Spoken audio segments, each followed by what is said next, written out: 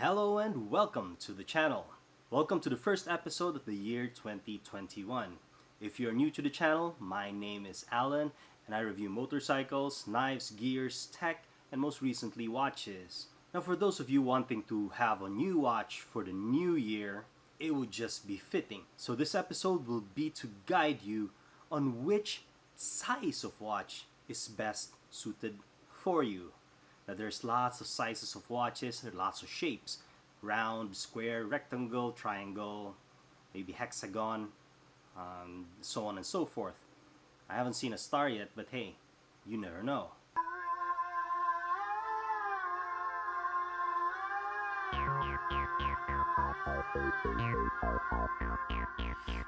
The most common consensus is your type of build and your wrist size is the most common type of denomination or which size of watch to wear. But that has since gone to the past. Most recently, girls, petite girls, you can see them wearing big ass watches. So that type of notion of what kind of build you have or what kind of wrist size you have is already out of the window. I'm going to show you different kinds of watches from small to big and compare them on how it can fit your needs. So let's turn this camera around and show you the watch that best suits you. Right, let's get started with the video. First things first, let me do a control check. This is my Casio Arni watch and the case size would be 46 millimeters.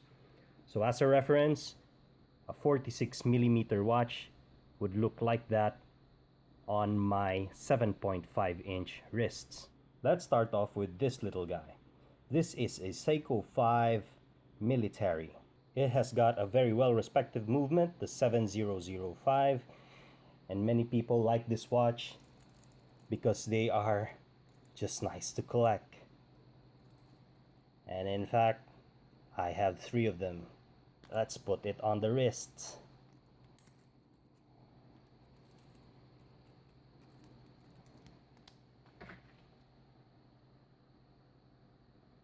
Case size for the watch would be 36.1, about 36 millimeters.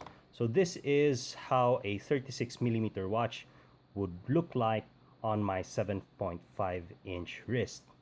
A very capable watch. I really like to wear this watch, especially when you're doing fast things in an environment wherein you can snag your watch and just bump it. This watch will take it. Basically a field watch with all those numbers around it. Next watch is this one. This is a Seiko SKX025J, a Japan model. There is a text there that would say that it's made in Japan. This watch I would consider as being a small size dive watch. Small with it having a case size of 37 or roughly 38 as the specs would say. A 38 millimeter watch. That's 2 millimeters more compared to the Seiko Military. And this is how a 38 millimeter watch would look on my 7.5 inch wrists. Although it being a smaller watch at 38 millimeters, it does look big because of the dive ring or the bezel that surrounds the watch. And it fits very nice in my 7.5 inch wrists. Next in line is this watch. Now this watch was the watch that I got and it was damaged, but eventually I had it fixed. And kudos to the shop. If you want to watch that video, I'll put that video here for the review of this watch. This is none other than the Reginald Submariner Homage.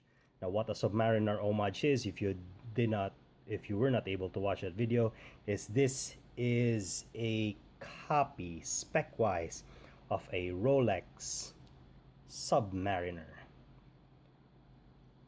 Now Reginald got this right because this is just a one-to-one copy of the specs. So if you want to have a feel of how a 500,000 peso Rolex sits on your wrist, get one of these homage watches so that you'd know if a Rolex Submariner would fit you if you have the chance or if you can afford and if you want to buy a Rolex Submariner.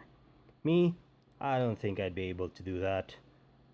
So an homage it is. Being the Rolex size, including the crown, that's 44.3. Without the crown, it's 39.5, roughly 40 millimeters. And that's the spec of a Rolex Submariner. The older ones, a 40 millimeter case. And that's how a 40 millimeter case size would look on a 7.5 inch wrist. Next in line is another Seiko. Now this one, Seiko dubbed as the SKX 031, and this is their homage to the Rolex Submariner, which that watch is homaging. This is Seiko's take on it. Case size of 39.8, 39.7. Now this is how an SKX 031 would look like on a 7.5 inch wrist. And that's 40 millimeters of case size. Compared to this one, they're just about the same. Up next is the large size for the Seiko dive watches. Large, medium, small. It has got a case size of 41.2 millimeters. This being the SKX 007. I believe this would be the most popular of all the Seiko divers out there and the most sought after as collectors, due mainly to its ability to be modded. There are lots of aftermarket parts for this watch, and it's an old classic that never gets old. So that's how it looks on my 7.5 inch wrist, a 42 millimeter. By spec wise, this is dubbed by Seiko as 42 millimeters, but in the caliper it's that so. Next up is this guy. If you haven't seen the video unboxing for this one, I'll put that video here. This is the Omega Seamaster, and it's a James Bond edition, a Skyfall James Bond 007 edition. This would be the biggest watch among this whole lot. This would come at, that's 45.2 millimeters without the crown. If I include that, it's gonna be wider at 46.9. That's 47 millimeters.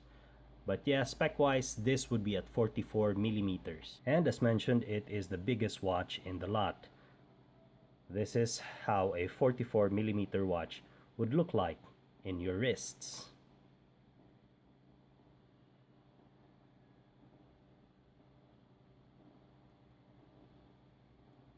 A very chunky, beefy watch that makes my 7.5 inch wrist look small, and it does look big in my 7.5 inch wrist. So which would be the best size watch for you? For me, 36, 38, 40, 40, 42, and 44, 44. For me, it all depends on my mood. I can wear this 44 size watch, no problem. I can wear this 36mm watch, no problem. It would all depend on what you choose to do. But if you do have one watch for everything, I mean one watch that would do everything, it would boil down to these two. And between the two, I would choose this watch. SKX 031 Submariner. So there you have it, folks. If I had one go-to size watch, it would be a 40 millimeter case watch mirroring a Rolex Submariner. Rolex Submariner did not go wrong in designing a watch like that because it's not so big, it's not so small. Its design is timeless. But since I cannot afford a Rolex, or I cannot dish out 500,000 to 1 million for a watch that's basically a house or a car that you can wear on your wrist, I wouldn't be having one anytime soon. and I am happy and content just to be wearing an homage watch coming from Seiko or another homage watch coming from a no-known brand. That being said, it's not an end-all be-all watch. I can carry a 44mm watch size no problem, and in fact this is the second watch size that I keep on going to most of the time. I think this is too. So 40 millimeters, 42 millimeters, and a 40 millimeters. 38 millimeters would be next, and the tiny ones at 36. Therefore, the best watch size you can choose for yourself is the one that you are comfortable wearing. Now, if you do have a choice, just get all the sizes. But if you do choose one watch to start with for the new year, I would suggest you go at the 40 millimeters because that's the sweet spot, or the Goldilocks planet, as astronomers would say. After that, you can buy whatever size watch you want because it all boils down to what type of mood you are in or what type of activity you'd be wanting to do. Thank you for watching another episode of Jangamoto 1911. I do appreciate the support coming from you guys, although we're a little bit of a transitional period.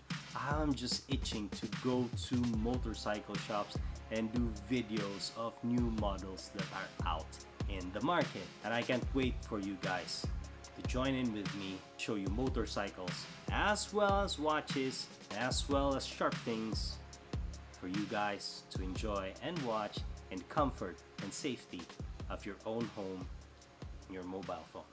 Thanks for watching. Have a good day.